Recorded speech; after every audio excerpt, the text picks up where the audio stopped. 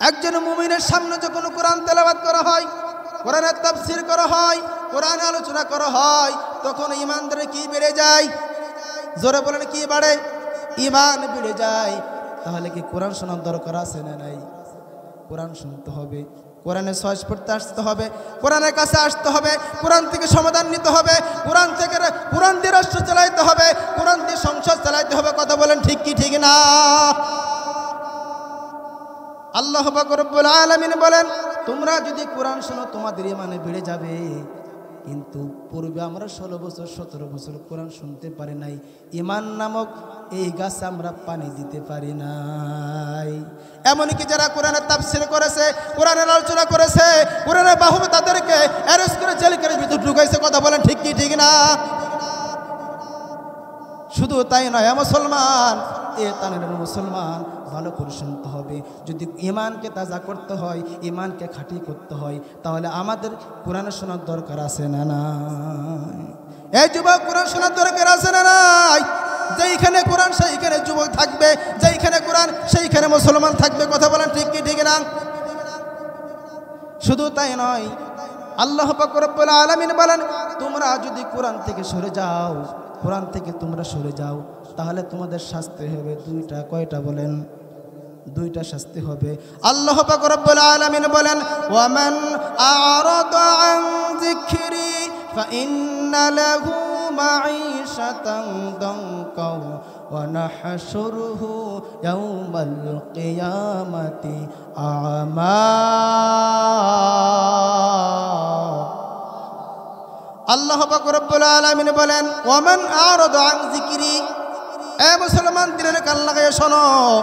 আল্লাহ বলেন, ওয়ামান আ'রাদা আন যিকরি, যে বা যাহারা কোরআন থেকে মুখ সরিয়ে নেয়। কি থেকে?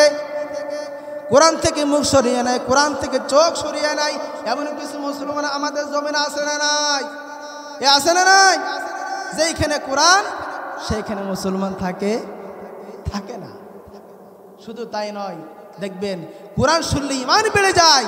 আর কিছু মানুষ আছে, আল্লাহ পাক রব্বুল আলামিন বলেন, ওয়াইজা যুকিরাল্লাহু ওয়াহদাহু মাআসাত কুলুবুল লাযিনা লা ইউমিনুনা বিল আখিরা।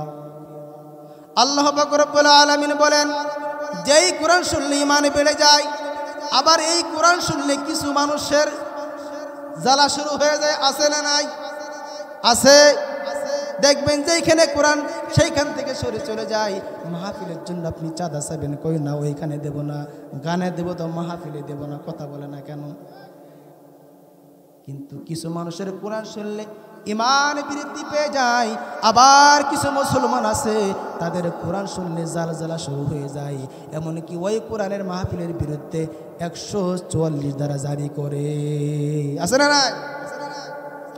যারা এই কোরআন তাফসীর করেছে, যারা কোরআন হক কথাগুলো বলেছে, আরে আলোচনা করতে গেলে মনে পড়ে যায় আমাদের কোরআনের বাহক, কোরআনের তারকা, যার নামটা শুনলে হৃদয়টা ঠান্ডা হয়ে যায়।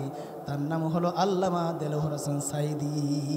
কথা বলেন, যার কোরআনের তাফসীর শুনে উলামায়ে কিরাম তাফসীর শিখেছে, যার কোরআনের ছায়াতলে এসে যার কোরআনের তাফসীর শুনে বেধর্মী ইসলাম গ্রহণ করেছে, আল্লাহর হয়েছে, বুজুর্গ হয়েছে, নামাজি হয়েছে, এমনকি তাকে 13 বছর জেলখানার ভিতর রেখে তাকে হত্যা করেছে। কথা বলেন ঠিক কি ঠিক না? কথা ভুল বললাম নাকি?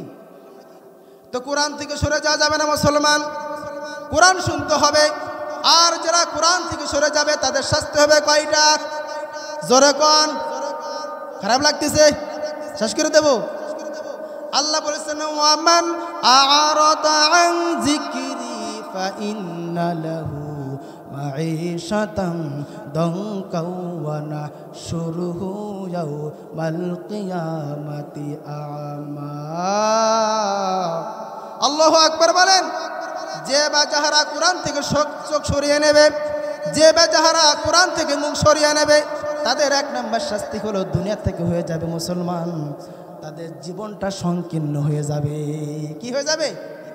জীবনটা সংকীর্ণ হয়ে যাবে। বেশি দিনে বাঁচবে না, অল্প বয়সে মারা যাবে। কি যাবে?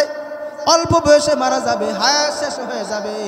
আমরা এখানে যারা বসে আছি, আমরা কি চাই অল্প বয়সে মারা যায়? কে কে চান হাত দেখান তো?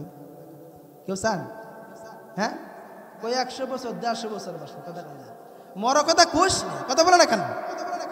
তো আল্লাহ পাক রব্বুল আলামিন বলেন, তোমরা যদি বেশি বাঁচতে চাও, এই জীবনটা সুন্দর করতে চাও, হায়াতে জিন্দেগিরা অতিবাহিত করতে চাও, তাহলে তোমরা কোরআনের সহায়তায় আসো। কোন সুবহানাল্লাহ। যারা কোরআন শুনবে না, কি শুনবে না? যারা কোরআন শুনবে না, দুনিয়া থেকে আল্লাহ পাক রব্বুল আলামিন এক নম্বর শাস্তি দেবে কি? জীবনটা সংকীর্ণ করে দেবে, লাইফটা সংকীর্ণ হয়ে যাবে, অল্প বয়সে মারা যাবা। আর 2 নম্বর হলো ওয়ামান আরাদা আন যিকরি ফাইন্না লাহু মাঈশাতান দানকাও ওয়া নাহশুরুহু ইয়াওমাল কিয়ামাতি আ'মা। আল্লাহু আকবার বলেন। কিয়ামতের ময়দানে যে বান্দা কোরআন দেখবে না, ওই বান্দাকে কিয়ামতের ময়দানে আল্লাহ পাক রব্বুল আলামিন বদির অবস্থা উঠাবে। কি অবস্থায়? দঙ্কা অনহশুরুহু ইয়াউমাল কিয়ামাতি আমা। কিয়ামতের ময়দানে ওই বান্দা অন্ধ অবস্থায় উঠবে। কি অবস্থায়? অন্ধ অবস্থায় উঠবে, চোখে দেখবে না। ওই বান্দা আল্লাহ পাক রব্বুল আলামিনের কাছে আরজি করবে, আল্লাহ তাআলা ক্বাল রাব্বি লিমা হাশারতানি আমা। আমাদের রব, আমাদের প্রতিপালক আল্লাহ, আমি তো দুনিয়ায় মাকে দেখেছি, বাবাকে দেখেছি, প্রতিবেশীদেরকে দেখেছি, আমাদের অধীনস্থ সকলকে দেখেছি, আল্লাহ তাআলা আজকে আমি অন্ধ অবস্থায় কেন উঠলাম? আল্লাহ বলবেন, হে বান্দা, তুই দুনিয়ার সন্তানকে দেখেছিস, তোর মাকে দেখেছিস, বাবাকে দেখেছিস, তুই গানের স্টেজ দেখেছিস, কিন্তু আয়াতুনা ফানাসিতাহা, যখন তোর সামনে কোরআন আসতো, কোরআন থেকে তুই মুখ সরিয়ে নিতি। আছে না নাই? আছে, আছে। দেখবেন যেখানে কোরআন সেখানে মুসলমান নেই। একটু জিকির করি লা ইলাহা, জবান করে লা ইলাহা, লা ইলাহা ইল্লাল্লাহু মুহাম্মাদুর রাসূলুল্লাহ সাল্লাল্লাহু আলাইহি ওয়াসাল্লাম। তাহলে কি কোরআন শোনার দরকার আছে না নাই? কোরআন পড়ার দরকার আছে না নাই? এইখানে যারা বসে আছি সকলেই কোরআন পড়তে পারি? সকলেই পারি না। তাহলে আজকের থেকে আমরা প্রত্যেকেরই যে আমরা কোরআন শিখবো ইনশাআল্লাহ। আসুন আলোচনার দিকে চলে যাই। আল্লাহ পাক রব্বুল আলামিন বলেন, আগো নবীজি, আগো আমার পয়গম্বর, আপনার উম্মত যদি 2টা আমল করে, কয়টা আমল? জোরে বলেন, কয়টা আমল? 2টা আমল করতে পারে। আল্লাহ পাক রব্বুল আলামিন বলেন, কানাত লাহুম জান্নাতুল ফিরদাউসি নুজুলা। আল্লাহ পাক রব্বুল আলামিন বলেন, আগো নবীজি, আগো আমার পয়গম্বর, আপনার উম্মত যদি 2টা আমল করতে পারে, কানাত লাহুম জান্নাতুল ফিরদাউসি নুজুলা, আমি আল্লাহ পাক রব্বুল আলামিন জান্নাতুল ফিরদাউস দান করব। কোন সুবহানাল্লাহ। আমরা কারা কারা আছি জান্নাতুল ফিরদাউস চাই? নারে তাকবীর, নারে তাকবীর। আল কোরআনের আলো সংসদে জ্বলো, লিল্লাহি তাকবীর। তাহলে আমল হলো 1 নাম্বার আমল হলো আল্লাহ পাক রব্বুল আলামিন বলেন, ইন্না, নিশ্চয় যারা ঈমান এনেছে, আমানু, কি এনেছে? জোরে বলেন। ঈমান কার উপর ঈমান আনতে হবে? জোরে বলেন। আল্লাহর উপর ঈমান আনতে হবে। শুধু ঈমান আনলেই হবে না, তার সঙ্গে আমলে সালেহা করতে হবে। সুবহানাল্লাহ। আমলে সালেহা করতে হবে। 2টা আমল যদি করতে পারো, আল্লাহ পাক রব্বুল আলামিন বলেন, কানাত লাহুম জান্নাতুল ফিরদাউসি নুজুলা। আল্লাহু আকবার বলেন। আমি আল্লাহ পাক রব্বুল আলামিন শ্রেষ্ঠ জান্নাত, সবথেকে বড় জান্নাত, জান্নাতুল ফিরদাউস দান করব। কোন সুবহানাল্লাহ। 1 নাম্বার আমল হলো কি? ঈমান। জোরে বলেন, কি? ঈমান আনতে হবে। ঈমানদার কাকে বলে? ঈমানদার কাকে বলে? ঈমানদার দাবি করলে কি ঈমানদার হওয়া যায়? জোরে বলেন। ইমানদার দাবি করলে ইমানদার হওয়া যায় না। ইমানদার হতে হলে আল্লাহ পাক রব্বুল আলামিন বলেন তোমার ভিতর 5টা গুণ থাকতে হবে। কয়টা? জোরে কোন? 5টা গুণ তোমার ভিতর থাকতে হবে। তোমার ভিতর যদি 5টা গুণ থাকে, আল্লাহ পাক রব্বুল আলামিন বলেন তুমি হলো ইমানদার, তুমি হলো মুত্তাকিন। কোন সুবহানাল্লাহ। আল্লাহ পাক রব্বুল আলামিন বলেন আলিফ লাম মিম হরফে মুকাত্তাআত। এই আয়াতের অর্থ জানে কে? আল্লাহ ছাড়া কেউ জানে? কেউ জানে না। বিশ্বনবী আমার বলেন তোমরা যদি এই 3টা হরফ দিয়ে আয়াত নাজিল করেছি, তোমরা যদি এই 3টা হরফ তোমরা তেলাওয়াত করো, আল্লাহর পয়গম্বর বলেন আল্লাহ পাক রব্বুল আলামিন তোমার আমল নামায় 30টি নেকি উপহার দিয়ে দিবে। কোন সুবহানাল্লাহ। তারপর আয়াতের ভিতর আল্লাহ পাক রব্বুল আলামিন বলেন জালিকাল কিতাব,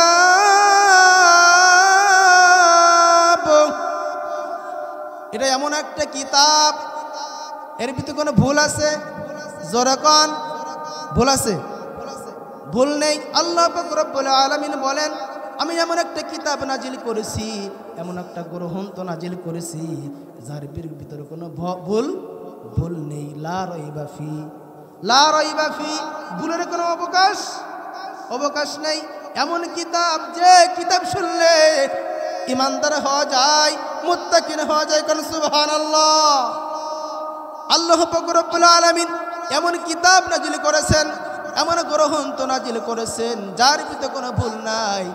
এই কোরআন আল্লাহ কেন নাজিল করেছেন রে বাবা? এ যুবক ভাইয়েরা আমার, মুরব্বী বাবারা আমার, ভালো করে বুঝতে হবে আল্লাহ পাক রব্বুল আলামিন এই কোরআন কেন নাজিল করেছেন। আল্লাহ পাক রব্বুল আলামিন বলেন কিতাবুন আনজালনাহু ইলাইকা লিতুখরিজান নাস মিনাজ যুলুমাতি ইলান নূর।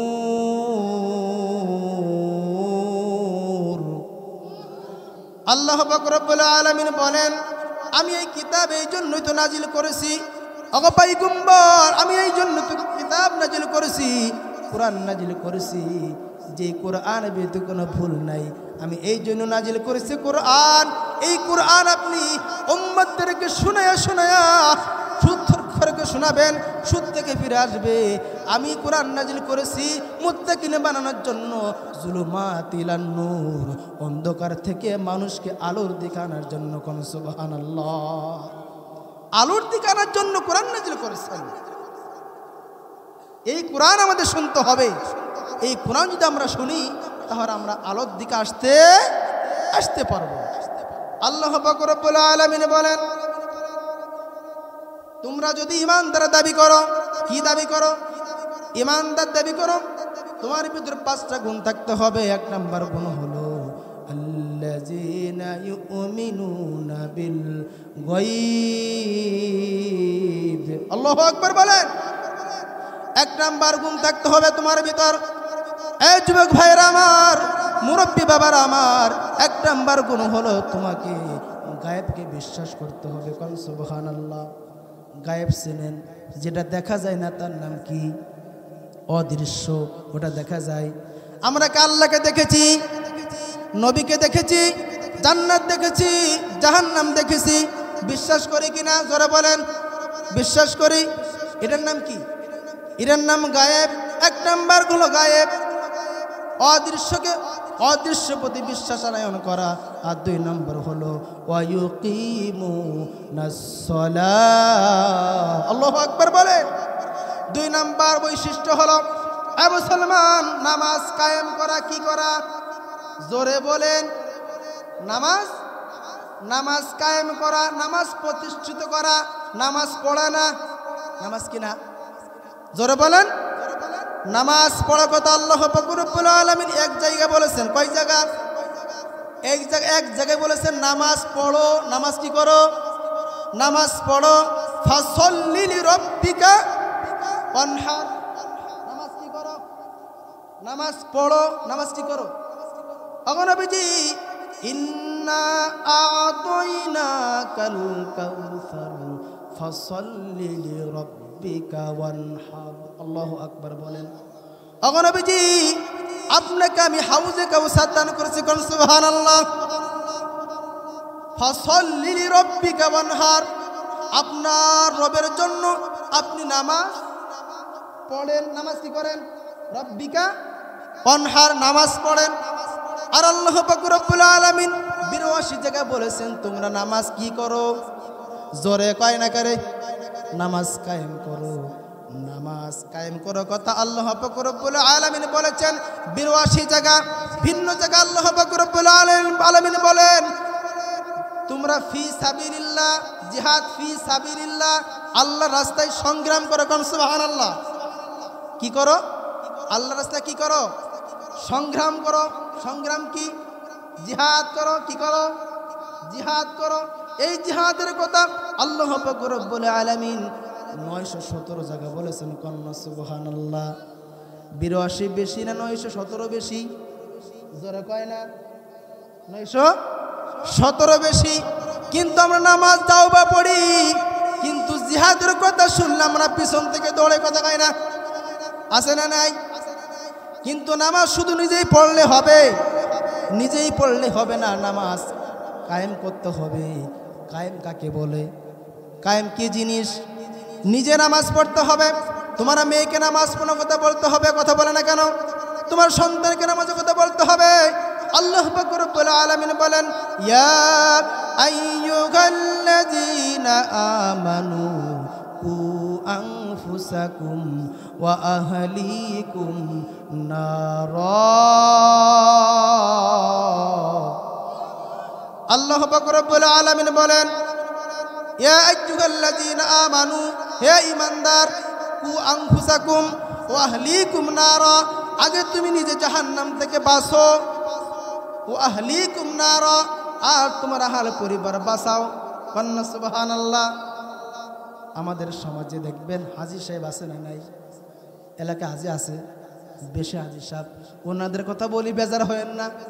অনেক হাজী আছে, অনেক মুসল্লি আছে, অনেক পীরের মুরিদ আছে, নিজে নামাজ পড়ে, মেয়ে নামাজ পড়ে না, কথা কয় না। নিজে নামাজ পড়ে, নিজে কোরআন শরীফ পড়ে, নিজে তাসবিহ গনে, কিন্তু তাগড়া তাগড়া 5টা ছেলে আসছে, 5টা মেয়ে আছে, পড়তে থাকে না, নামাজ পড়ে না, আছে না নাই? নিজে দেখবেন তাহাজ্জুদ নামাজ পড়ে, জিকির করে, কোরআন তেলাওয়াত করে। দেখবেন ফজরের সময় যখন যাবেন তার বাসায়, দেখবেন 5টা ছেলে, একটা ছেলে ঘুম থেকে ওঠে নাই। এ হাজী সাহেব, এ মুসল্লি সাহেব, এ পীরের মুরিদ, ভালো করে শুনে নাও, কিয়ামতের ময়দানে যখন তোমার সন্তান জাহান্নামে যাবে, ওই সন্তান ডেকে ডেকে বলবে আয় আল্লাহ তাআলা, কাবার মালিক আল্লাহ, আমি জাহান্নামে যাব, কিন্তু আমি নামাজ পড়বো, আমার বাবা আমাকে নামাজ পড়তে বলে না। কথা বলেন। ওই সন্তান ডেকে ডেকে বলবে আল্লাহ, কাবার মালিক আল্লাহ, আমি জাহান্নামে যাব, আমার মাকে আপনি ডেকে নিয়ে আসেন, আমার বাবাকে ডেকে নিয়ে আসেন।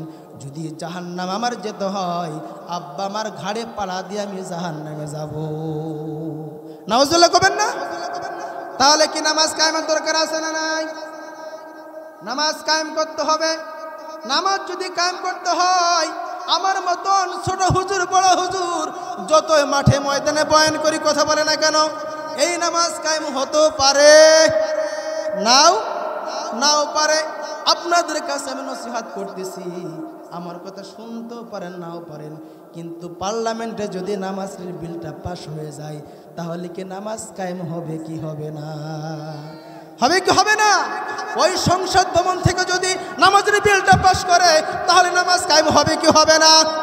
তাহলে কে কে আসি নামাজের বিলটা ওই সংসদে হয়ে যাক, কে কে আসি? নারে তাকবীর, নারে তাকবীর। আল কোরআনের আলো সংসদে জ্বলো, লিল্লাহি তাকবীর। তাহলে নামাজ যদি কায়েম করতে হয়, ওই পার্লামেন্টে নামাজের বিলটা পাস করতে হবে। এখনো যদি পার্লামেন্টে যদি আমাদের নামাজের বিলটা পাস করতে হয়, তাহলে ইসলামের দিকে আসার দরকার আছে না নাই? যেইখানে কোরআন সেখানে আমাদের থাকার দরকার আছে না নাই? আগামীর দেশ কোরআনের দেশ, কথা বলে না কেন? আগামী দেশ ডক্টর শফিউর রহমানের দেশ, আগামী দেশ মামুনুল হকের দেশ, আগামী দেশ ফয়জুল করিমের দেশ। কথা বলেন ঠিক কি ঠিক না? আমরা সকলে আছি তো কোরআনের পক্ষে, এই যুবক আছি তো ইনশাআল্লাহ। যেইখানে কোরআন সেইখানে মুসলমান। কথা বলে না কেন? তো নামাজের বিলটা যদি পাস করতে হয়, নামাজের বিলটা পাস করতে পার্লামেন্টে কোথায়? পার্লামেন্টে করতে হবে। আমি আপনাদেরকে আগার ইঙ্গিত বুঝাই যাই রে বাবা, যেহেতু আমি আপনাদের এখানে মুসাফির, কেবলমাত্র নতুন আসছি, বলতে ঠিকই পারি, বলতে পারছি না বাবা। নামাজের বিলটা পাস করতে হবে কোথায়? জোরে বলেন। সংসদে পাস করতে হবে। এ মুসলমান, তোমরা যদি মুমিন হতে চাও তাহলে তোমাদের ভিতর আরেকটা আমল থাকতে হবে। কয়টা আমল? আরেকটা আমল থাকতে হবে। আল্লাহ পাক রব্বুল আলামিন বলেন, ও তুজাহিদুনা ফি সাবিলিল্লাহ। তোমরা যদি মুমিন হতে চাও তাহলে আল্লাহর রাস্তায় জিহাদ করো। আল্লাহর জমিনে আল্লাহর কোরআনের রাজ কায়েম করো। আল্লাহর জমিনে আল্লাহর কোরআনের রাজ কায়েম করতে হবে। এই রাজ কায়েম করতে গেলে জিহাদের কথা বললে অনেকে মনে করে হুজুর আলোচনা কি আপনার পান নাই, এই আলোচনা নিয়েছেন কা? জিহাদ কি? আমরা মনে করি জিহাদ মানে মারামারি। কথা কয় না? এই কথা বলে না কেন? জিহাদ মানে কি মারামারি? জিহাদ মানে কাটাকাটি? জিহাদ মানে কি খুনোখুনি? না। এ মুসলমান, ভালো করে বুঝতে হবে। আল্লাহ পাক রব্বুল আলামিন 917 জায়গায় বলেছেন তোমরা জিহাদ করো, জিহাদ ফি সাবিলিল্লাহ করো, জিহাদ করো। আল্লাহর জমিনে আল্লাহর কোরআনের রাজ কায়েমের জন্য তোমরা চেষ্টা করো। জিহাদ বলা হয় আরবিতে জিহাদ। কি বলা হয়? আরবিতে বলা হয় জিহাদ। ইংলিশে বলা হয় ট্রাই করো। কি করো? ট্রাই করো। বাংলায় বলা হয় তোমরা চেষ্টা করো। কি করো? চেষ্টা করো। এই চেষ্টা কাকে বলা হয়? আমি আপনাদেরকে দৃষ্টান্ত দিয়ে বোঝাই। আপনি বাসার থেকে এসেছেন, যদি চেষ্টা না করতেন তাহলে কি আসতে পারতেন? জোরে বলেন, আসতে পারতেন? এর নাম কি? এর নাম জিহাদ। এর নাম কি? এর নাম জিহাদ। আপনি চাকরিতে যাবেন, যদি টিকিট না কাটেন, গাড়িতে না ওঠেন, যাইতে পারবেন? চেষ্টা করছেন? চেষ্টা করতে হবে। এর নাম কি? জিহাদ। আল্লাহর জমিনে আল্লাহর কোরআনের রাজ কায়েমের জন্য যদি আমরা জিহাদ করি, চেষ্টা করি, এর নাম কি? এর নাম কি? জিহাদ। পারবো তো ইনশাআল্লাহ আগামীতে? তাহলে আল্লাহ বললেন তোমরা যদি মুমিন হতে চাও আল্লাহর জমিনে আল্লাহর কোরআনের রাজ কায়েম করো। কোন সুবহানাল্লাহ। 2 নাম্বার হলো ওয়ায়ুকিমুনাস সালাত, নামাজ কায়েম করো। আর ইমানদারের 3 নাম্বার গুণ হলো ওয়া মিম্মা রাযাকনাহুম ইউনফিকুন। আল্লাহু আকবার বলে। আল্লাহ পাক রব্বুল আলামিন বলেন আমি তোমাদেরকে সম্পদ দান করেছি। সম্পদ দেশে কে? জোরে কোন? না পীর বাবা আছে? পীর আছে? আছে, অনেক পীর আছে। আমার এলাকায় পীর আছে। পীরের কাপড় আল্লাহ বললেন ওয়া মিম্মা রাযাকনাহুম ইউনফিকুন। আমি তোমাকে যে সম্পদ দান করেছি, তোমাকে টাকা পয়সা দান করেছি, এই সম্পদ থেকে আমি আল্লাহর রাস্তায় খরচ করো। কোন সুবহানাল্লাহ। আপনারা টিম দিয়েছেন, আবার মুরগি মোরগ নিয়ে আসেন। কথা কয় না? এই হলো আল্লাহর রাস্তা। কথা কয় না? এ মুসলমান, এই বাংলার জমিনে রাস্তার অভাব নাই? আছে না নাই? দেখবেন কত রাস্তা। খাজা বাবার রাস্তা, ন্যাংটা বাবা, দয়াল বাবা, পানি বাবা, আছে না নাই?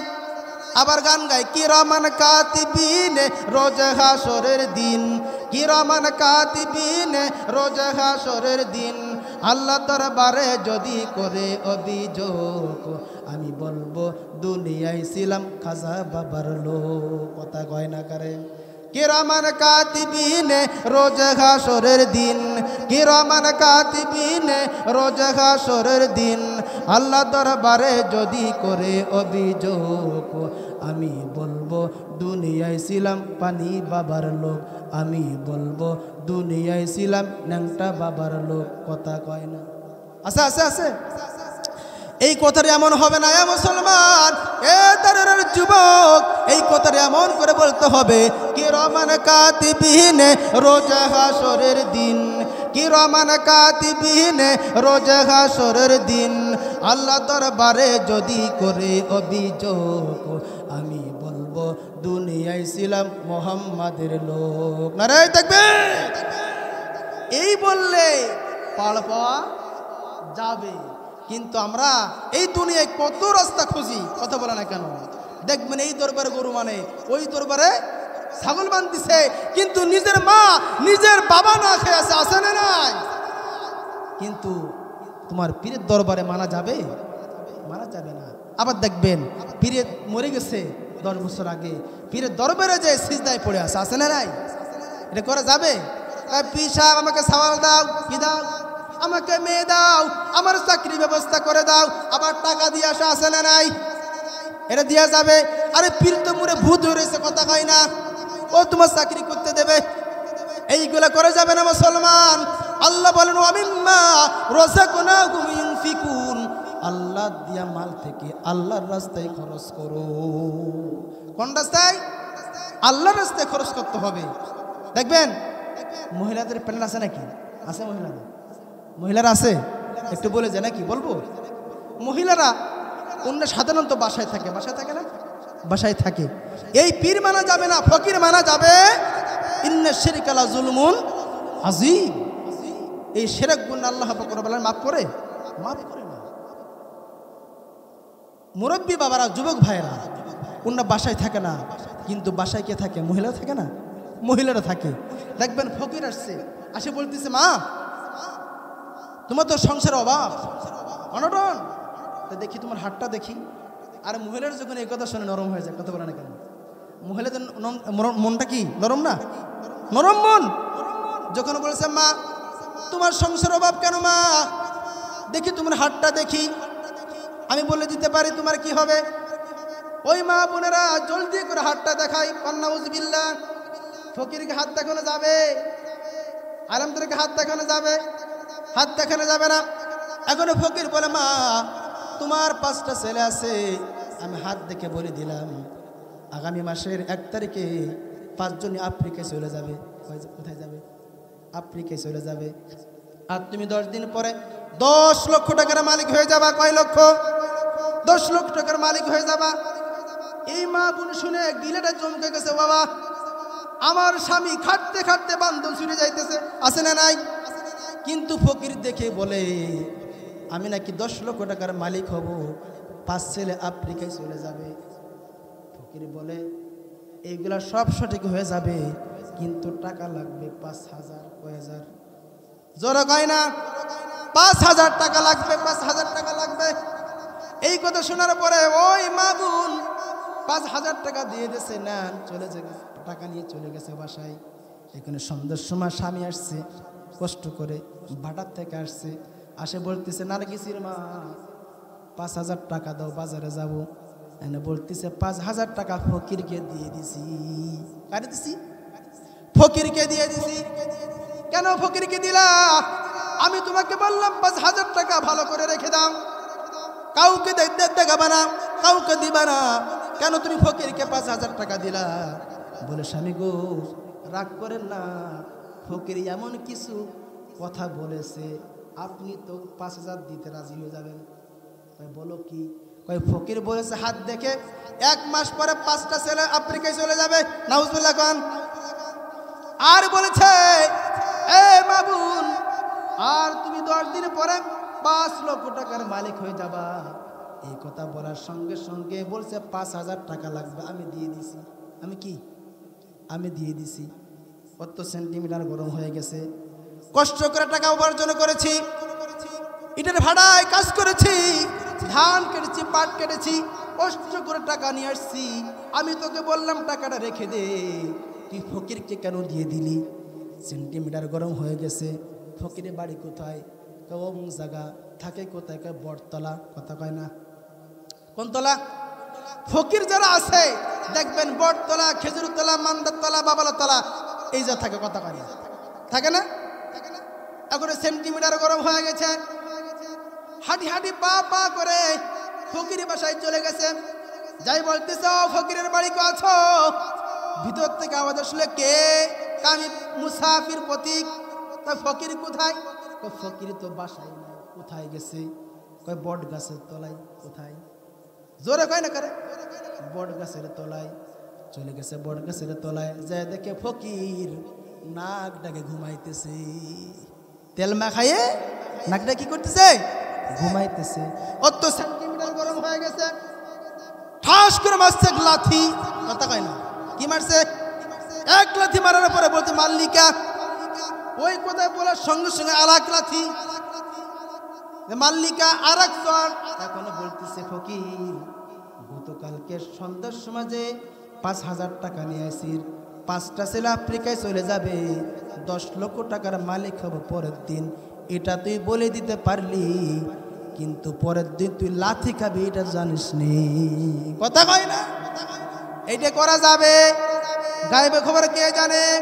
আল্লাহু আলিমুম বিযাতিস সুদূর। আল্লাহু আকবার বলে। গায়েবে খবর কে জানে? একমাত্র আল্লাহ পাক রব্বুল আলামিন গায়েবে খবর জানে। দুনিয়ার কোন মানুষ গায়েবের খবর জানে? আবার বলে ছেলে দাও মেয়ে দাও। আল্লাহ বলেন ছেলে তোর দেয়ার মালিক তোর পীর সাহেব না, তোর খাজা বাবা না, তোর নাংটা বাবা না, তোর কলা বাবা না, তোর গাছ বাবা না। কথা কয় না। আবার সেনকে দেই তালা বাবা, কি কয়? আছে। আবার দেখি গোসড় দড়ি বাবা, কি বাবা? দড়ি বাবা। কত বাবার বাবা। এই দেশটাই বাবায় ভরে গেছে। এদেরকে বিশ্বাস করা যাবে? বিশ্বাস করা যাবে না।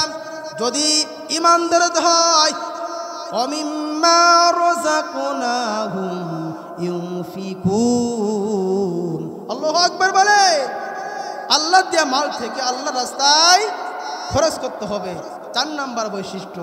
আল্লাহ বলেন ওয়াল্লাযীনা ইউমিনুনা বিমা উনজিলা ইলাইকা ওয়া মা উনজিলা মিন ক্বাবলিক ওয়া বিল আখিরাতি হুম ইউকিনুন। আল্লাহ পাক রব্বুল আলামিন বলেন 4 নাম্বার বৈশিষ্ট্য হলো ইমানদারের 4 নাম্বার বৈশিষ্ট্য। কয় নাম্বার? 4 নাম্বার বৈশিষ্ট্য। আল্লাহ বলেন পূর্বে যত কিতাব নাজিল করেছি তখন নবীজি আপনার উপর আমি কোরআন নাজিল করেছি, এই কিতাবের উপর যারা বিশ্বাস করে তারাই হলো ইমানদার। কন্যা সুবহানাল্লাহ। 5 নাম্বার বৈশিষ্ট্য হলো আল্লাহ পাক রব্বুল আলামিন বলেন ওয়া বিল আখিরাতি হুম ইউকিনুন। পরকালকে বিশ্বাস করে। পরকাল আছে না নাই? পরকাল আছে না নাই? অনেকেই পরকালকে বিশ্বাস করে না। কথা বলে না কেন? জান্নাত বিশ্বাস করে না, জাহান্নাম বিশ্বাস করে না, মরতে হবে এটাও বিশ্বাস অনেকেই করে না। মরতে হবে কি হবে না, এই পরকালকে বিশ্বাস করা 5টা গুণ যার ভিতর থাকবে, 5টা বৈশিষ্ট্য যার ভিতর থাকবে, সেই হলো মুত্তাকিন। কম সুবহানাল্লাহ। আল্লাহ পাক রব্বুল আলামিন বলেন উলাইকা আলা হুদাম মির রাব্বিহিম ওয়া উলাইকা হুমুল মুফলিহুন। আল্লাহু আকবার বলেন। আল্লাহ পাক রব্বুল আলামিন বলেন যার ভিতরে 5টা বৈশিষ্ট্য থাকবে ওই ব্যক্তি আল্লাহ পাক রব্বুল আলামিনের তরফ থেকে হিদায়াত পেয়ে যাবে। কোন সুবহানাল্লাহ। ওয়া উলাইকা হুমুল মুফলিহুন। তারা ইহকালও সফল কাম, পরকালও শুভ কাম। কোন সুবহানাল্লাহ। এই ইমানদারের পরীক্ষা হবে কি হবে না? জোরে বলো, হবে কি হবে না? আল্লাহ পাক রব্বুল আলামিন বলেন সূরাতুল আনকাবুত আহাসিবান নাসু আইয়ুতরাকু আইয়াকুলু আমান্না ওয়া হুম লা ইফতানুন।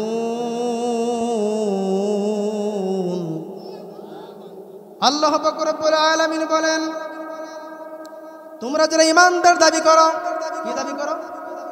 ইমানদার দাবি করো। তোমরা কি মনে করেছো ইমানদার দাবি করলে তোমাদেরকে ছেড়ে দেওয়া হবে? জোরে কয় না। আনলে হবে? হবে না। নিজে ইমান আনতে হবে, সন্তানকে ইমান শিখাইতে হবে, ইমান আনাইতে হবে। ইমান কি জিনিস? একটা ওয়াকিয়া বলে আমি শেষ করে দেবো ইনশাআল্লাহ। শুনবেন? একটা ওয়াকিয়া শুনবেন। খাজা কুতুবউদ্দিন বখতিয়ার কাকি রহমতুল্লাহ আলাইহি উনি যখন মায়ের গর্ভে খাজা কুতুবুদ্দিনের আম্মা জান ডেকে ডেকে বললেন, ও খাজা কুতুবুদ্দিনের বাবা, যদি আল্লাহ পাক রব্বুল আলামিন আমাদেরকে একটা নেককার সন্তান দান করে, কি দান করে? নেককার সন্তান দান করে, তাহলে এই সন্তানকে কি বানাইতে হবে? কি বানাইতে হবে? কি বানাইতে হবে? খাজা কুতুবুদ্দিন বখতিয়ার কাকি রহমতুল্লাহ আলাইহির বাবা ডেকে ডেকে বললেন, ও খাজা কুতুবুদ্দিন, ও খাজা কুতুবুদ্দিনের মা, যদি আল্লাহ তাআলা আমাদেরকে নেককার সন্তান দান করে, তাহলে ওই সন্তানকে ডান কানে আজান দিতে হবে, বাম কানে ইকামত দিতে হবে। সুবহানাল্লাহ জোরে। তাহলে সন্তান যদি দুনিয়া আসে কি করতে হবে? জোরে বলেন। এগুলা জানার দরকার আছে না নাই? আমি কল ইমান নিয়ে কথা বলছিলাম, মূল পয়েন্টটা আমি যাইতে পারি না আমার আলোচনায়। তো ইমান নিজে শিখতে হবে, সন্তানকে ইমান শিখাইতে হবে। খাজা কুতুবুদ্দিন যখন দুনিয়া আসলেন, আসার পরে ডান কানে আজান হয়ে গেল, বাম কানে একামত। জোরে বলেন না কেন? তাহলে বোঝা গেল আপনারা একামত দেন না তো, কথা বলেন না কেন? কষ্ট হচ্ছে? খাজা কুতুবুদ্দিন বখতিয়ার কাকি রহমতুল্লাহ আলাইহি যখন দুনিয়ায় ভূমিষ্ঠ হলেন, ডান কানে আজান হয়ে গেছে, বাম কানে একামত হয়ে গেছে। এ মুসলমান, এ যুবক ভাইয়েরা আমার, তাহলে সন্তান যখন দুনিয়া আসে, ওই সন্তানকে ডান কানে কি দিতে হবে? জোরে কোন। বাম কানে কি দিতে হবে? মা বোন যারা আছেন, আপনাদের দিকে দৃষ্টি করে রাখি, আপনারা কথাগুলো তীরের কান লাগা শোনেন। মা, খাজা কুতুবুদ্দিন যখন দুনিয়া আসলেন, ডান কানে আজান হয়ে গেল, বাম কানে ইকামত হয়ে গেল। আল্লাহু আকবার বলেন। আজানটা দিতে হবে কানে কানে, কিসে? কানে কানে। কিন্তু আমরা দেখেছি পূর্বে রাত 3টা বাজে, 2টা বাজে আজান হচ্ছে, কথা বলে না কেন? জিজ্ঞাসা করলাম বড় ভাই, জিজ্ঞাসা করলাম বাবা, এখন তো 1টা বাজে নাই, আসরের সময় হয় নাই, ঈশার সময় হয় নাই, আজান কেন দিচ্ছেন? আব্বা জান ডেকে ডেকে বললে, ও বাবা, তোমার বাড়ির সাইডে তোমার এক বোনের একটা সন্তান হয়েছে, এই জন্য আজান দিয়ে দিচ্ছি। আমি বললাম, আব্বা, হাদিসিবিতে পড়েছি আজানটা দিতে হবে কানে কানে, ডানে কানে আজান দিতে হবে, বাম কানে ইকামত দিতে হবে। ও বাবা, আপনি চিল্লায় চিল্লা আজান দিচ্ছেন, ওই 10 হাত ধরে 20 হাত ধরে ওইখানে ঘরে একটা বাচ্চা বিমিষ্ট হয়েছে, আর আপনি এইখানে দাঁড়ায় দাঁড়ায় আজান দিচ্ছেন, কারণ কি? আজানটা তো এরকম হবে হবে না, কানে কানে হবে। কিসে হবে? তাহলে এখন থেকে যদি সন্তান হয় কি করতে হবে? ডান কানে আজান দিতে হবে, বাম কানে ইকামত দিতে হবে। খাজা কুতুবুদ্দিন বখতিয়ার কাকি রহমতুল্লাহ আলাইহি যখন দুনিয়া ভূমিষ্ঠ হলেন, ওনার মা, ওনার ডান কানে আজান হয়ে গেল। খাজা কুতুবুদ্দিন বখতিয়ার কাকি রহমতুল্লাহ আলাইহি ডান কানে আজান হয়ে গেল, বাম কানে ইকামত হয়ে গেল। আর মা বলছিল, যখন বলতে পারে আল্লাহু আকবার, আল্লাহু আকবার, যখন মাকে মা বলে ডাকে, আব্বাকে আব্বা বলে ডাকে, ওই খাজা কুতুবুদ্দিনকে কি করব? বলবো, ও বাজান, আমাকে তুমি মা বলে ডেকো না, আমাকে আব্বা বলে ডেকো না, তুমি বলো না আল্লাহু আকবার। সুবহানাল্লাহ কোন। সুবহানাল্লাহ, আলহামদুলিল্লাহ, লা ইলাহা ইল্লাল্লাহ। আল্লাহর নামে তালকিন দিতে হবে, ওই সন্তানকে আল্লাহকে চিনাইতে হবে। এ খানা দিয়ার মালিককে, হায়াতের মালিককে, রিজিকের মালিককে, সব কিছু আল্লাহ থেকে হয়। আর 3 নম্বর কথা বলেছিলেন খাজা কুতুবুদ্দিনের মা, বলেছিলেন, ও আমার স্বামী, যখন আমার সন্তান একটু বড় হয়ে যায়, ওই সন্তানকে মাদ্রাসায় ভর্তি করবো। কোন সুবহানাল্লাহ। কোথায় ভর্তি করব? মাদ্রাসায় ভর্তি করব। আর আমার আপনার সন্তান যখন ভূমিষ্ঠ হয়, 1 কেজি, 2 কেজি, 5 কেজি, কথা কয় না? হ্যাঁ, শিখায় না? আবার শিখাই, হাট্টি মাটিম টিম, মাঠে পাড়ে ডিম, খাড়া দুটো শিং, বলে বলে বলে এইগুলোকে সত্য না মিথ্যা? ইসরায়েল ভাই, আপনি ইসরায়েল চলে আসেন তো, হাট্টি মাটিম টিম, মাঠে পাড়া ডিম, আমি আপনাদের কাছে প্ররোচনা করি, এই যে জানোয়ারের দুটো শিং তারা কি ডিম পাড়ে? কথা কয় না, ডিম পাড়ে? ছাগল গরু ডিম পাড়ে? তাহলে ওই সন্তানকে কি শেখাচ্ছে? হাট্টেমা টিম, ডিম মাঠে পাড়ে ডিম। এটাই সত্য না মিথ্যা? মিথ্যা কথা। আবার শেখাতেছে ওই দেখা যায় তাল গাছ, ওই আমাদের গা, ওইখানেতে বাস করে কানা বগিচা। ওই বগি তুই খাস কি, পান্তা বাস চাস কি, একটা যদি পাই হাপুর হুপুর খাই। নাউজুবিল্লাহ কন। এইগুলো কি শেখানো যাবে? এইগুলো শেখানো যাবে না। খাজা কুতুবউদ্দিন বখতিয়ার কাকি রহমাতুল্লাহ আলাইহির মা ডেকে ডেকে বললেন, যখন খাজা কুতুবউদ্দিন যখন 7 বছর বয়স হয়ে গেল। কয় বছর? এ বাবারা ভালো করে শোনেন, 7 বছর যখন বয়স হয়ে গেল, খাজা কুতুবউদ্দিনকে মাদ্রাসায় ভর্তি করছে। মাদ্রাসায় যখন চলে গেল, 9টার দিকে ছুটি হয়ে গেল। খাজা কুতুবউদ্দিন বখতিয়ার কাকি রহমাতুল্লাহ আলাইহি বাসার থেকে চলে আসছেন, মাদ্রাসার থেকে চলে আসছেন। বাসায় আসে বলতেছেন, মা আমাকে খানা দান, আমার জন্য খানার ব্যবস্থা করেন। খাজা কুতুবউদ্দিন বখতিয়ার কাকি রহমাতুল্লাহ আলাইহি উনার মা বলতেছেন, ও কুতুবউদ্দিন বখতিয়ার কাকি, আমি খানা দেওয়ার মালিক আমি না, আমি খানা দেওয়ার মালিক না। আমাকে খানা দেয় আল্লাহ, তোমার বাবাকে খানা দেয় আল্লাহ। ও কুতুবউদ্দিন, তুমি যদি খানা খেতে চাও আল্লাহর কাছে খানা চাও। সুবহানাল্লাহ। ইসরাইল ভাই এক মন ধান, নারে তাকবীর। খাজা কুতুবউদ্দিন কাকি রহমাতুল্লাহ আলাইহি যখন মাদ্রাসা থেকে আসলেন, আম্মা যেন বললেন, খানা দেওয়ার মালিক আমি না, তোমার বাবা খানা দিতে পারে না, আমাকে খানা দে আল্লাহ, তোমার বাবাকে খানা দে আল্লাহ। ও কুতুবউদ্দিন, তুমি যদি খানা খেতে চাও আল্লাহর কাছে খানা চাও। কোন সুবহানাল্লাহ। খাজা কুতুবউদ্দিন বখতিয়ার কাকি রহমাতুল্লাহ আলাইহি বললেন, ও মা, আল্লাহর কাছে আমি কেমনে খানা চাবো, আমাকে একটু শিখায় দেন। খাজা কুতুবউদ্দিনের মা বলে, বাবারে পবিত্রতা অর্জন করো, জায়নামাজ বিছাও, জায়নামাজ বিছায়া আল্লাহর কুদরতি পায় সিজদা লাগাও। আল্লাহর কাছে বলে, আল্লাহ একেবারে মালিক আল্লাহ, আমি তো খানা খাবো, আমার মাদ্রাসা ছুটি হয়ে গেছে, আমার খানার ব্যবস্থা করেন, আমার খানার ব্যবস্থা করেন। কিন্তু মা জলদি করে কুতুবউদ্দিনকে সিজদায় রাইখা রান্না করে চলে গেছে। কোন সুবহানাল্লাহ। কই গেছে? রান্না করে চলে গেছে, রান্না করে। মা সন্তানকে ঈমান শিখাইতেছে। ও আমার মা বোনেরা, তোমরা বয়ান শুনতেছো, তোমাদের জন্য কিছু নসিহত করে যাই। খাজা কুতুবউদ্দিন বখতিয়ার কাকি রহমাতুল্লাহ আলাইহি তার মা বাসায় রান্না করে চলে গেল। রান্না করে যে রুটি বানিয়েছেন, বোনাগোস্ত করেছেন, বোনাগোস্ত করে আলমারির ভিতর রেখেছেন। খাজা কুতুবউদ্দিন কোথায় আছে? সিজদায় আছে। কোথায় আছে? সিজদায় আছে।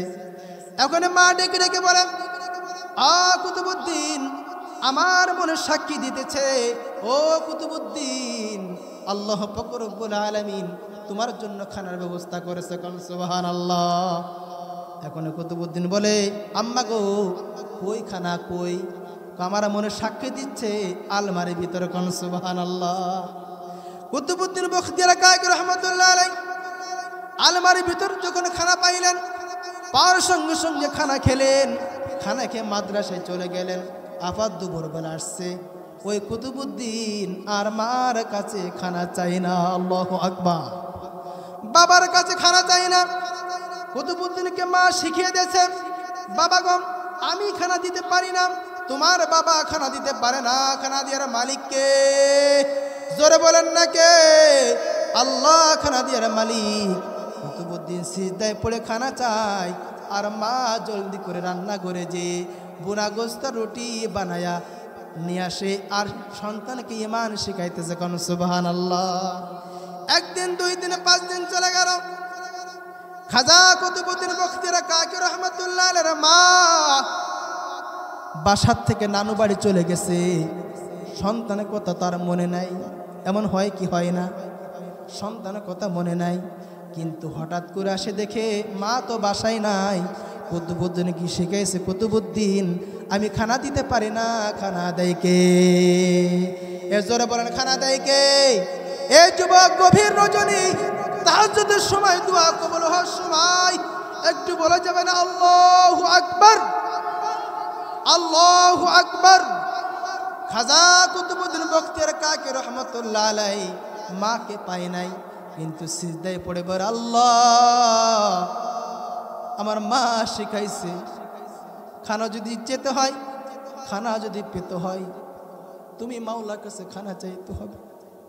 ও কবর মালিক আল্লাহ তাআলা, আমার মা বাসায় নাই, অন্য দিন মা আমাকে খানার ব্যবস্থা করে, কিন্তু আজকে আমার মা বাসায় নাই, আমাকে কে খানা দেবে, আমাকে কে খানা দেবে?